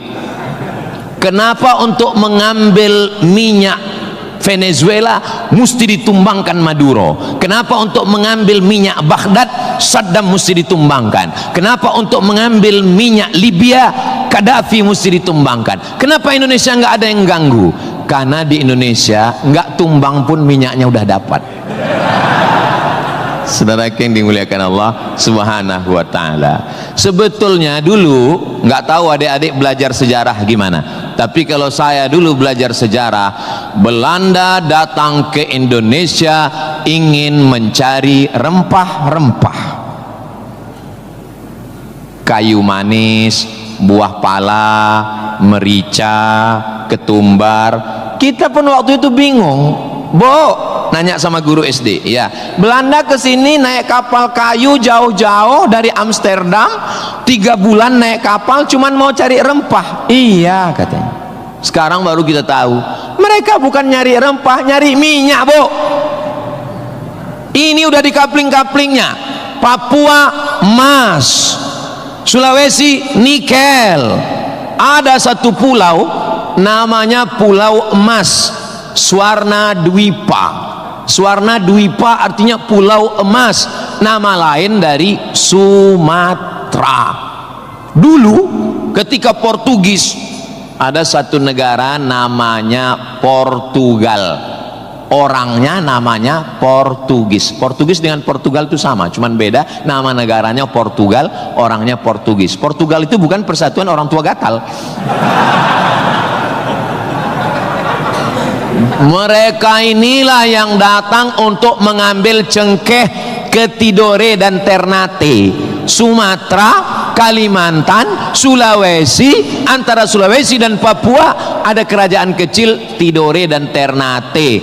Tanaman yang mereka cari adalah cengkeh, karena cengkeh hanya tumbuh di Tidore dan Ternate. Ketika mereka ambil bibit cengkeh mau ditanam di Eropa, musim dingin mati. Indonesia ini potensinya luar biasa. Tidak ada negara miskin, yang ada adalah negara salah kelola. Ustaz sedang bicara Indonesia? Tidak, negara kita kaya. Saya bicara tentang Konoha. Maka saya tidak pernah pesimis, saya selalu optimis. Makanya walaupun ini bulan puasa, lapar, tapi suara saya menggelegar kan? Karena saya di kampus Unsri, maka saya semangat. Tapi seandainya ceramah siang jam 2 habis khutbah Jumat ini bukan di Unsri, tidak begini isi ceramah saya. Paling saya, marilah kita banyak ingat mati. Ini bulan Ramadan, mari kita banyak-banyak beristighfar, kita mengejar Lailatul Qadar. Tapi saya sedang bicara tentang masa depan. Saya bicara dengan mahasiswa, mereka yang akan melanjutkan tongkat estafet perjuangan ini. Saya yakin dan percaya bidang pertanian sudah, peternakan sudah, geopolitik mereka sangat paham, dan masalah spiritual batinnya mereka dididik di dalam Masjid Nabawi. Mereka diingatkan tentang 3. Adik-adik belajar agama ini nggak usah repot, nggak usah ribet, nggak usah jelimet. Yang penting di dalam hati itu ada 3. Pertama, akidah. Wujud qidam baqa mukhalafatu lil hawadisi qiyamuhu binafsihi wahdaniyah qudrat iradat ilmun sama basar kalam sifat 20. Ini akidah kita Imam Abul Hasan Al-Asy'ari. Yang kedua, setelah akidahnya mantap, dia mau beribadah. Gimana caranya beribadah? Rukun, syarat, wajib, sunnat. Inilah yang kedua, namanya fikih. Belajar fikih sholat, belajar cara wudhu, cara tayamum yang membatalkan sholat. Tapi dua-dua ini nggak ada maknanya. Ibadahnya nggak bermakna, akidahnya nggak bermakna kalau tidak ada yang ketiga. Yang ketiga adalah akhlak, sopan santun, tata krama, budi bahasa, menghormati orang tua, memuliakan dosen. Saya sangat bisa untuk ceramah berdiri naik di atas ini, bisa. Kalau mau saya tadi minta sama panitia, Pak panitia izin saya mau naik ke atas, boleh. Lalu kenapa saya nggak naik ke atas? Karena saya segan tapak kaki saya di atas kepala Pak Rektor. Saya di atas sementara Bapak Ketua DPRD di bawah. Itu namanya sopan santun, tata krama, budi bahasa. Tapi adik-adik yang di atas jangan tersinggung. Saya bukan menyindir. Nggak apa-apa, demi Allah nggak apa-apa. Tapi Pak Ustadz khotib Jumat kan naik ke atas. Khotib Jumat di atas memang mimbar ini untuk khutbah. Mimbar Nabi itu tangganya cuma 3. 1, 2, 3. Maka kalau definisinya lebih dari yang dibuat Nabi adalah bid'ah, inilah mimbar yang bid'ah. 1, 2, 3, 4, 5, 6, 7, 8. Mimbar Nabi cuma 3. Sekarang orang belajar agama bukan mau menggali potensi agama, tapi hanya cukup dengan 5 jari. Jika tidak ada zaman Nabi, bid'ah. Apa ini?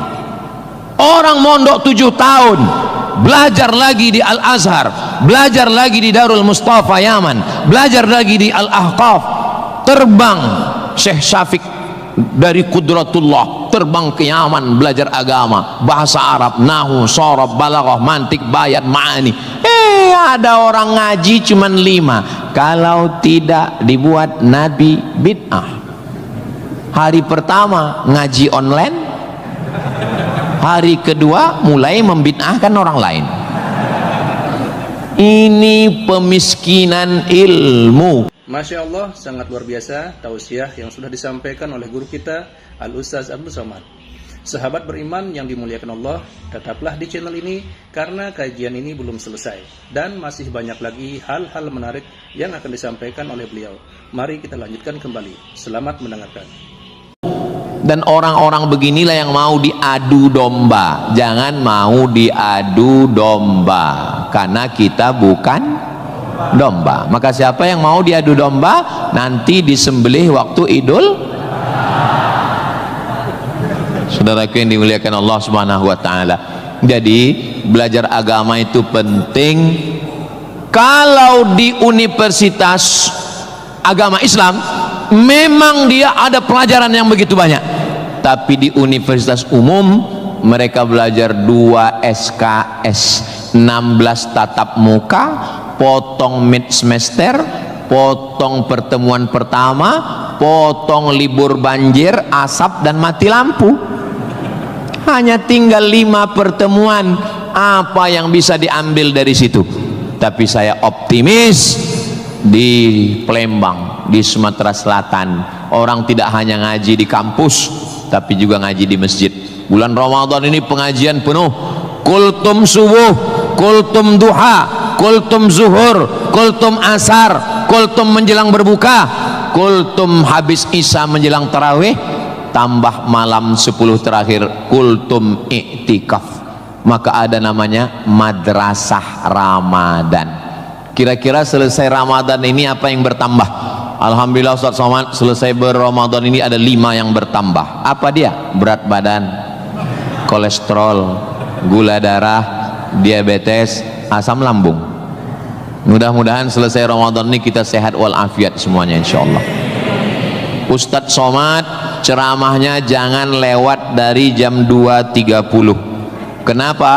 Karena kalau lewat Ustadz ditinggalkan helikopter. Begitu arahan tadi. Saya sebetulnya mau berlama-lama dengan adik-adik sekalian, karena saya nyaman ceramah di Unsri ini. Tapi apalah daya, memang sedap makan ikan gulama, dimakan sambil nonton Harry Potter. Saya tidak bisa berlama-lama karena takut ditinggalkan helikopter. Itulah yang dapat saya sampaikan pada kesempatan yang baik dan mulia ini. Adapun tepuk tangan yang kurang semangat saya maklum karena lapar semuanya. Kepada Bapak Rektor dan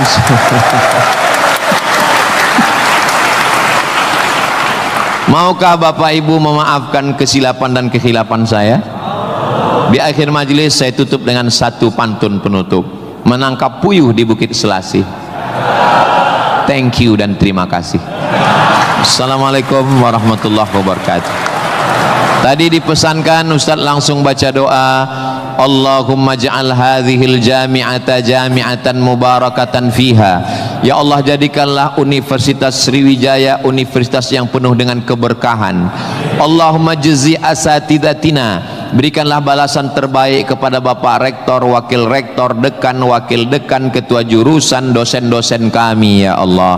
Sahih ajsadahum, sehatkan badannya, qawi imanahum, kuatkan imannya, wajzi hasanatihim, berikan balasan terbaik untuk guru-guru kami ya Allah.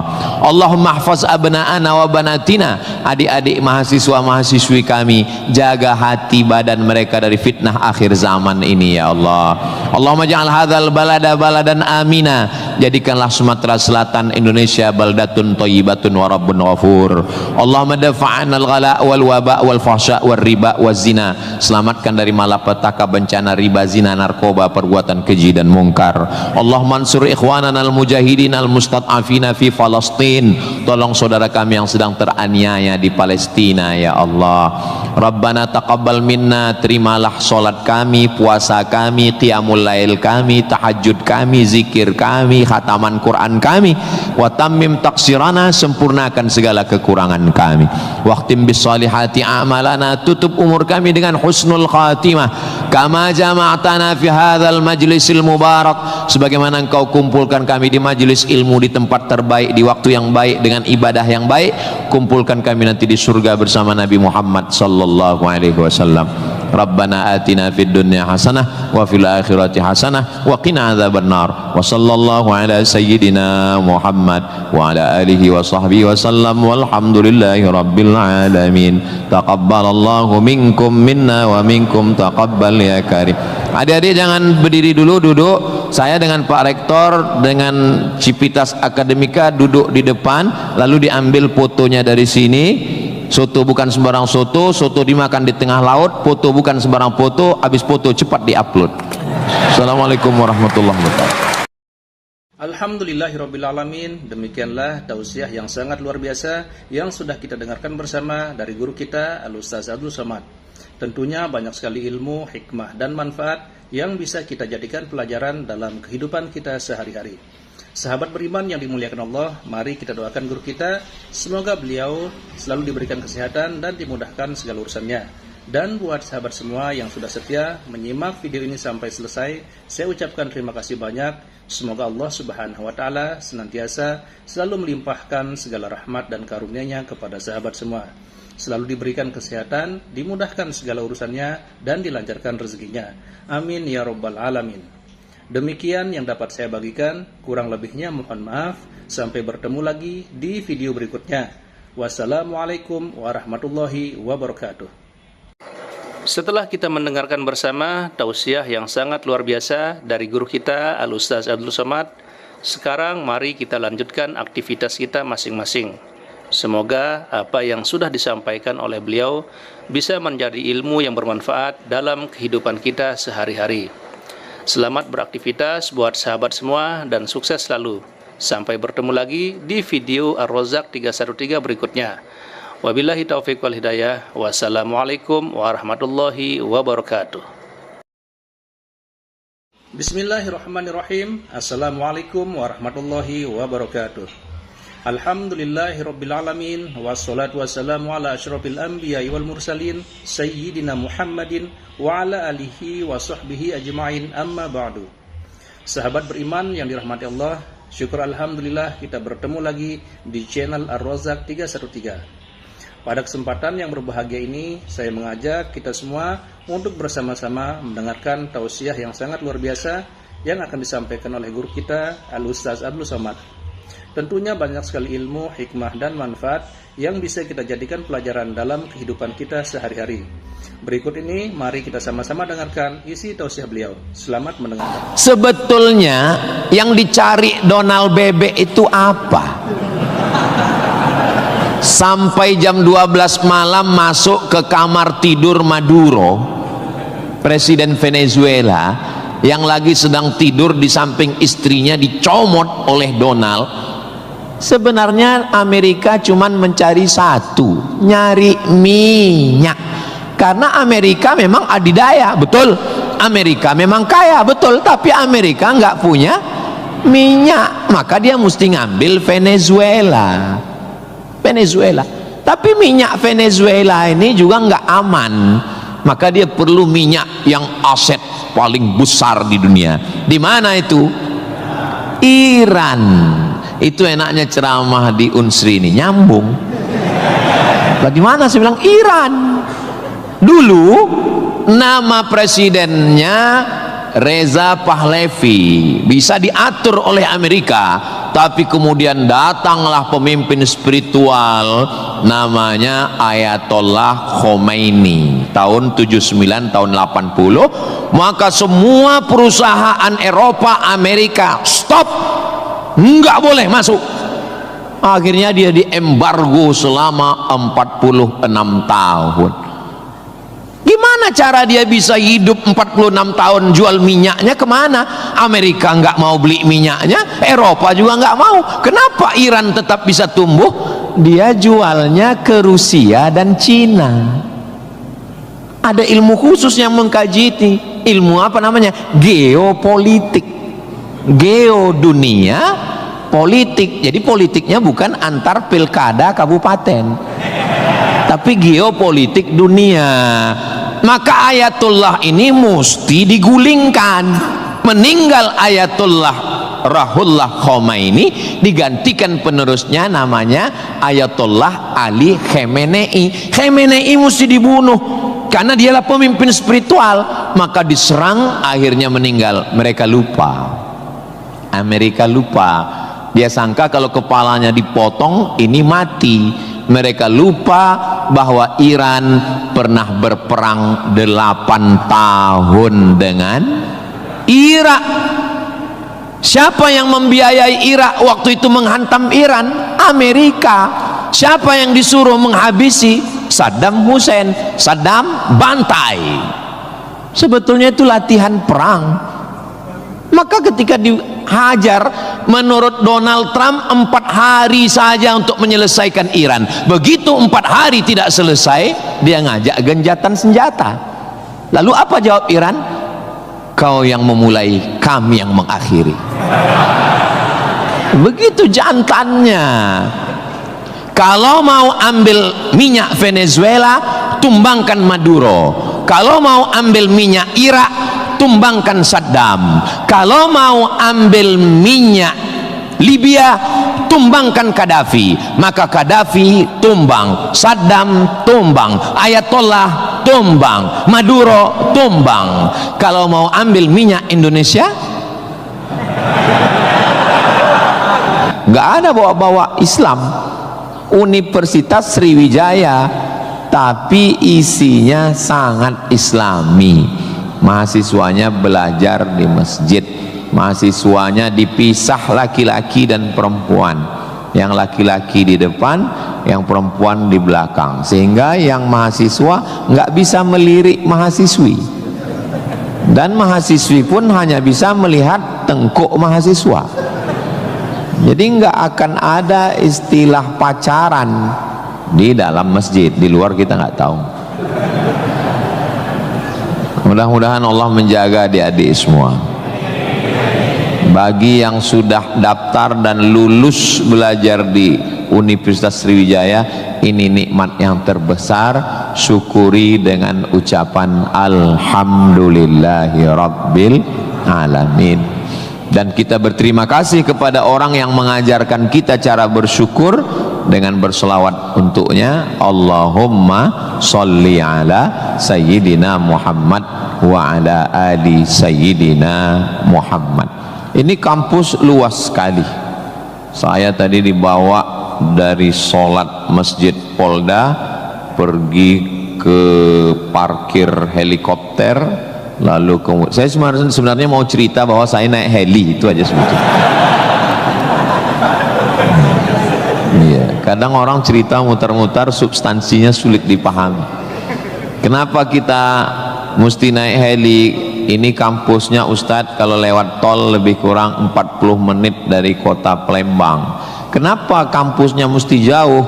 Ternyata di sini ada 700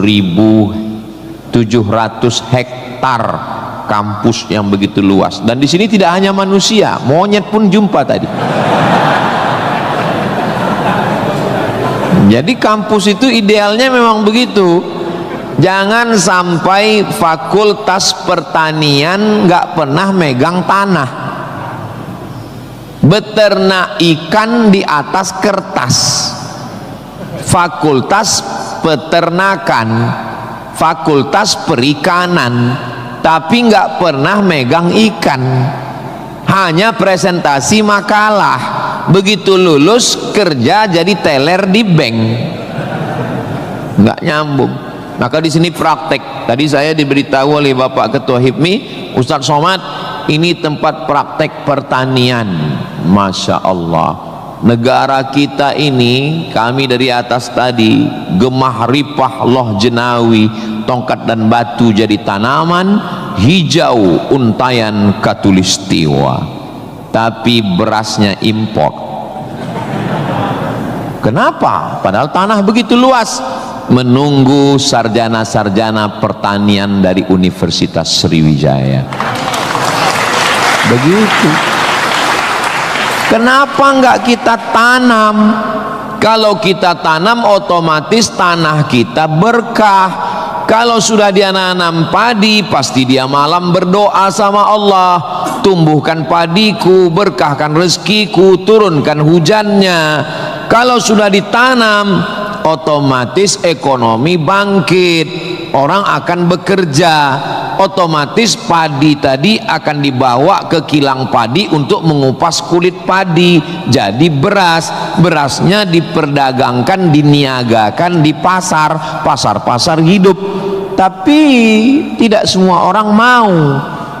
Kenapa? Karena dengan import ada fee, ada uang masuk, ada kejahatan, membunuh petani, membunuh pedagang, akhirnya orang dininabobokan.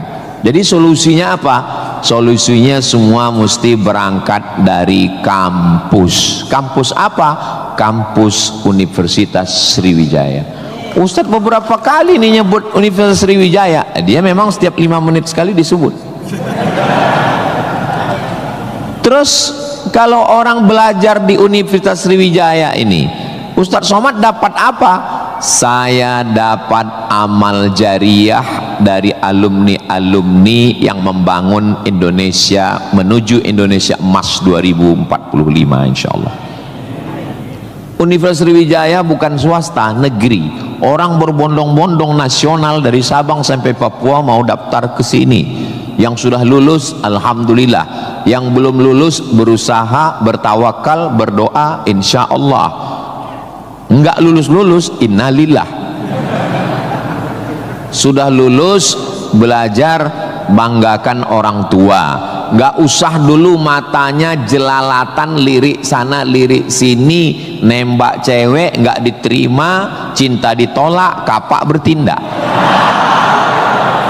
Enggak usah, serius aja belajar. Saya jadi mahasiswa sama seperti adik-adik. Saya sampai di Kairo 5 September 1998. Belajar 99, 2000, 2001, 2002. 4 tahun saya di Mesir, tidak pernah pacaran sekalipun. Makanya saya ngomong sekarang ringan. Coba kalau saya dulu playboy cap gayung, susah saya ngomong. Jadi apa yang kita rasakan waktu kuliah dulu, ya kita ngomongnya cair aja.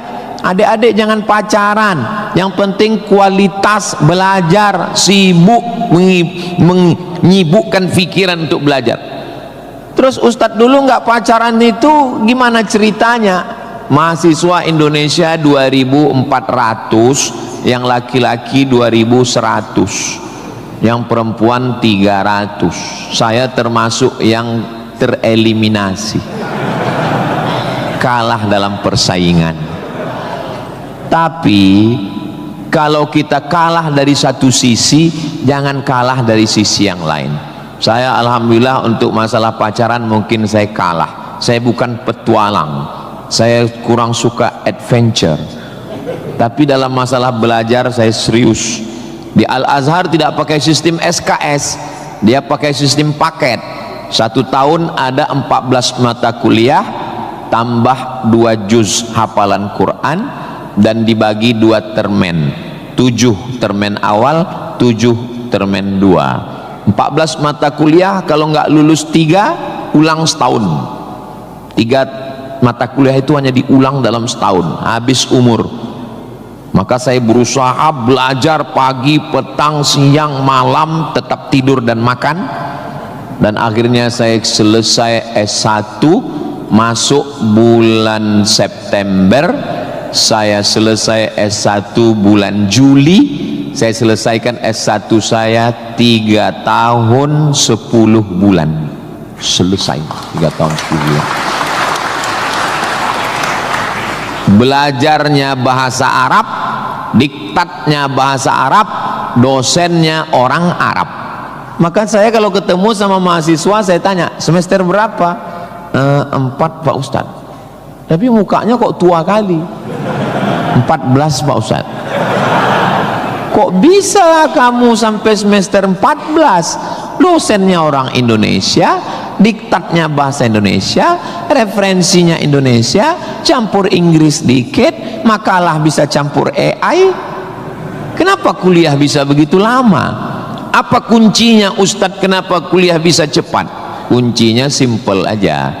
Saya kan belajar dulu dapat beasiswa dari Al-Azhar. Al-Azhar itu kalau tidak naik tingkat setahun, beasiswanya potong 50%. Kalau nggak naik 2 tahun, putus. Kalau 3 tahun nggak naik, DO. Kalau sudah DO, tidak dikasih tiket pulang.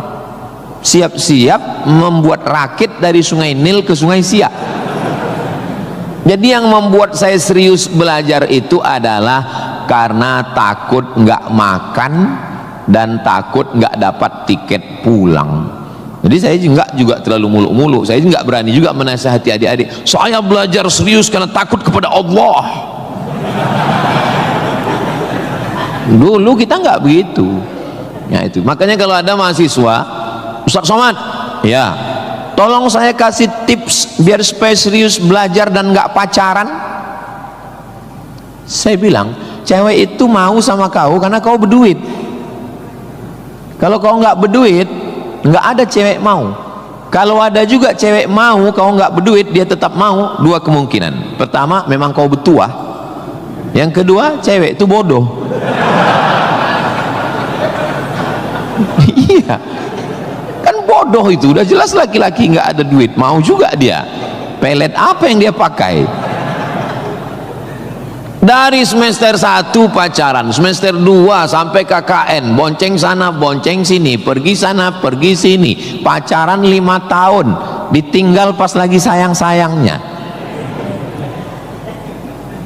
Mohon maaf, kalau ada mahasiswi yang mau pacaran sampai 5 tahun, itu sama seperti iklan roti, dibuka, dijilat, dicelupin, nggak dimakan-makan. Kira-kira yang rugi cewek apa cowok?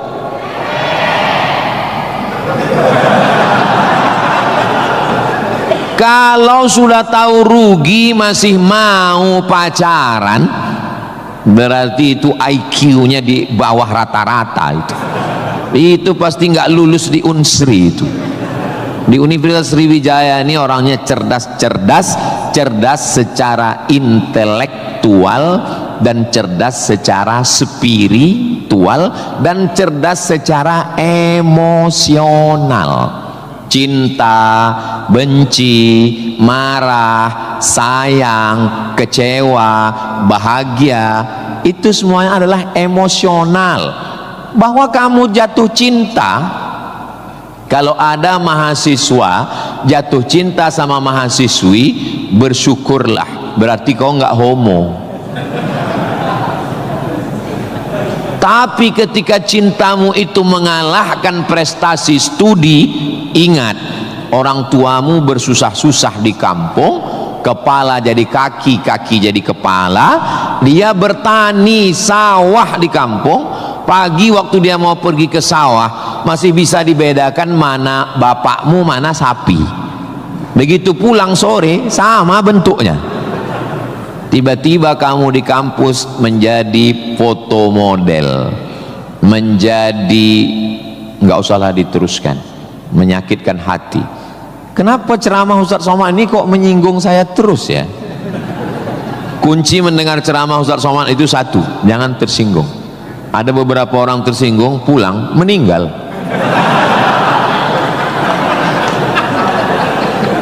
Saudaraku yang dimuliakan Allah, belajar ini seperti pakai kacamata kuda.